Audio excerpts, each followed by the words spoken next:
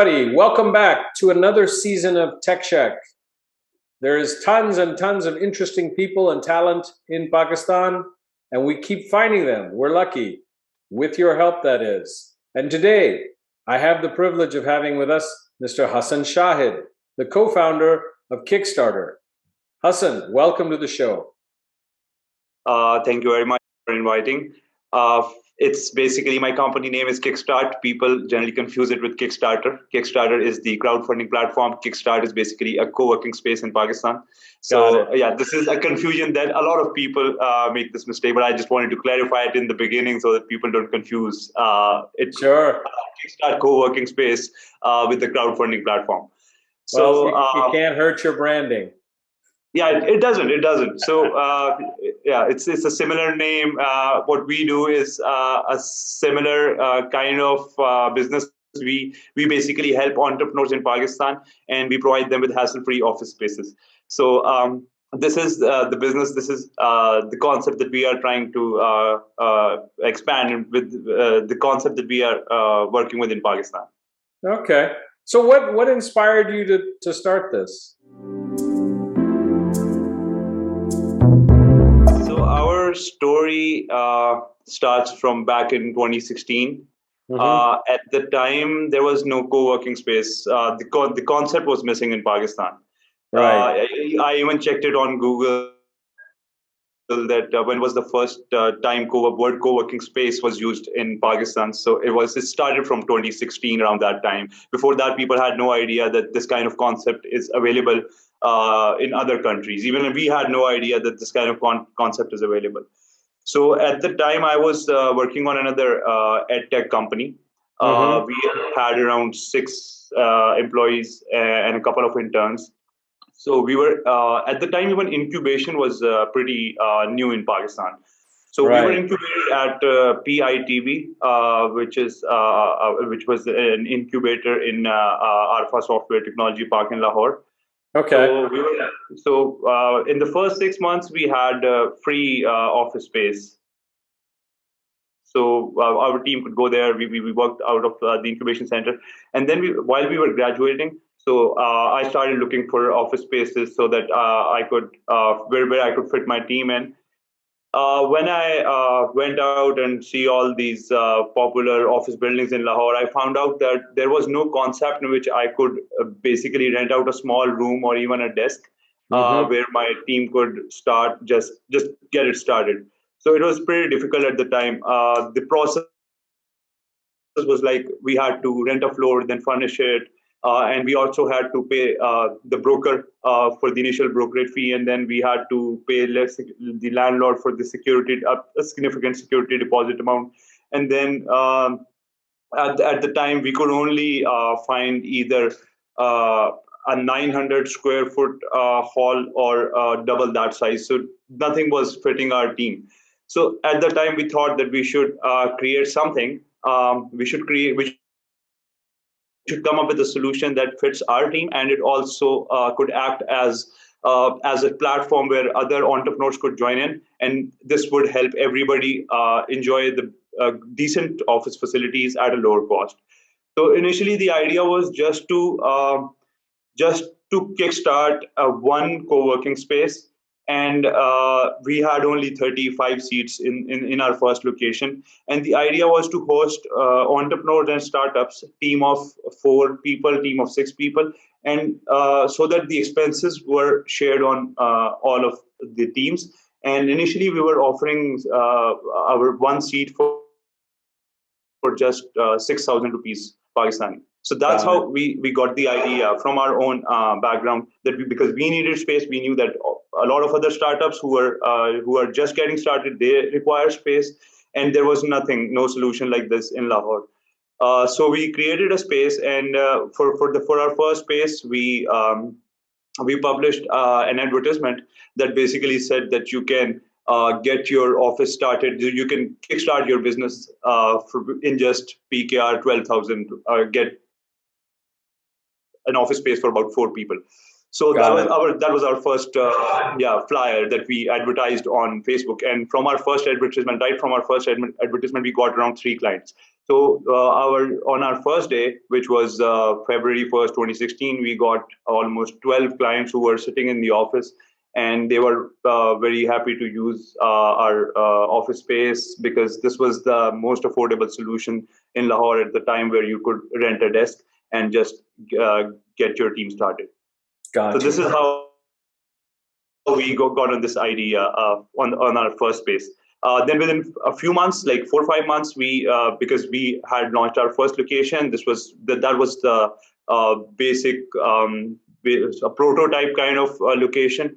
So, but it got really good response. So within just 4 or 5 months, we started another location in Johor Town area.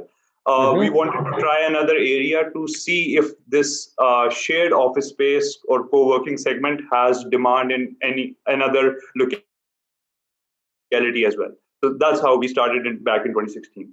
Got it. So how do you, I get what you're doing. It's an amazing service, right? It gives people the ability to step in and not have to worry about all the ancillary details you mentioned. How are you funding all this? Are we funding all this?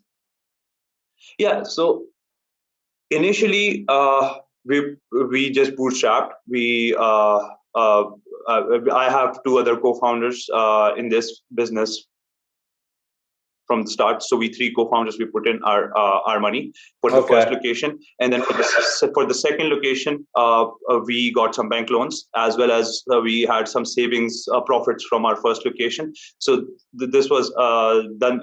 All of this was done in the first year. But from our third location, today we have 10 locations in Pakistan, and from like size varies. Each location has different seating capacity.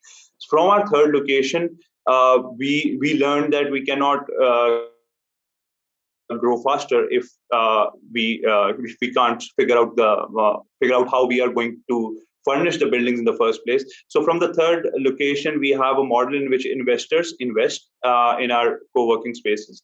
On profit sharing basis. So each location has a group of investors. We act as a management team who manages the location, and we run it on a franchise model. So from location number 3 to location number 10, we have this model in which investors invest, maybe one investor or a group of investors, they invest in our location, and then we act as a management team who manages it. Now we also have some landlord partnerships, because when we launched this idea in Pakistan, initially there was a lot of resistance from landlords, because nobody could understand what is co-working. Nobody could understand people related it to subletting. So subletting, for some reason, is considered bad. And there was even a clause in our legal agreement that you are not allowed to sublet. I still remember that our first landlord, he didn't know that what our model is. We explained it to him later on that it's a gym kind of a situation where you get membership and you can use these desks as your office space. So after 1 or 2 years, when market has seen this idea of co-working spaces, and they saw that this is a legitimate business, and people who are working out of these co-working spaces are good startups, and this can help landlords maintain their occupancy or retain their occupancy for any floor of the building. So that's the time when we started to get some sort of landlord interest as well. Today we have 3 to 4 landlord partnerships as well that we have done for some of the buildings. So in this model, a landlord invests, and he basically provides us with some sort of furnishing. We call it tenant improvement, and after that we bring in our own furnishing items, and then our own furniture, and just manage the space and manage its occupancy and daily operations. Great. Well, that's awesome. It seems like you've gotten some traction with this. What about competitors? Anybody else coming up now in the market?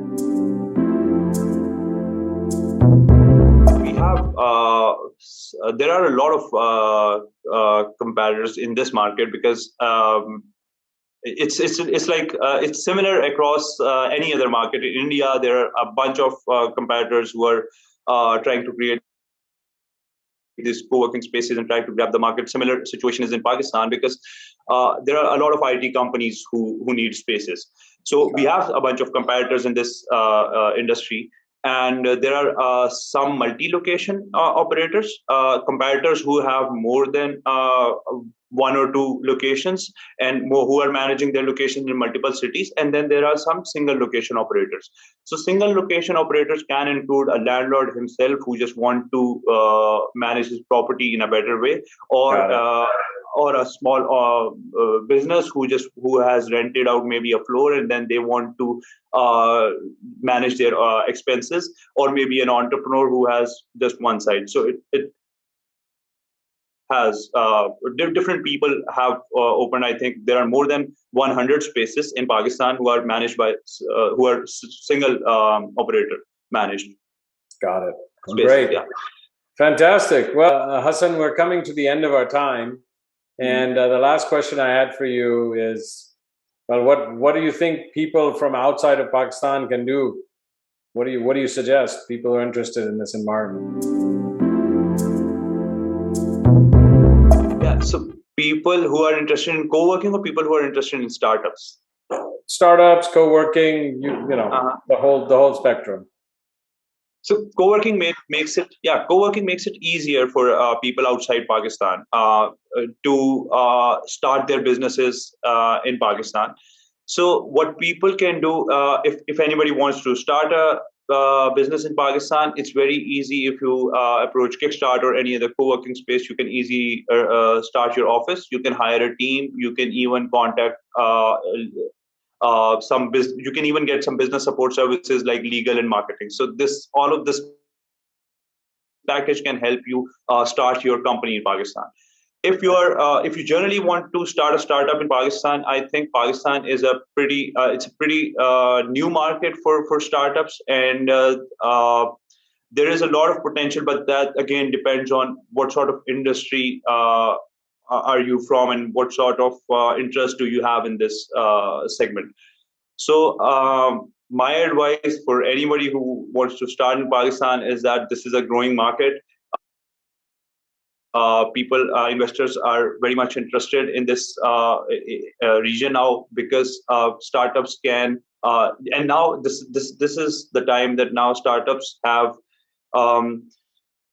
They have actually a platform where they can start from. Before a couple of years before today, the ecosystem wasn't so developed. So now there is ecosystem, and now people can start their company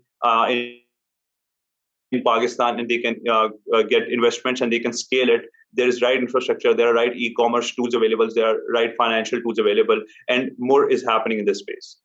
Great.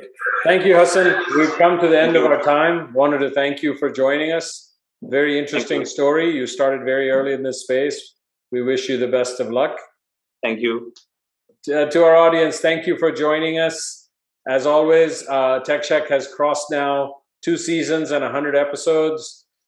We're starting with season 3. Again, no shortage of interesting people and talent in the country. We want to keep showcasing. Please continue to like, share, subscribe, and refer us to people who you feel can be helpful. And with that, I bid you all Allah Hafiz.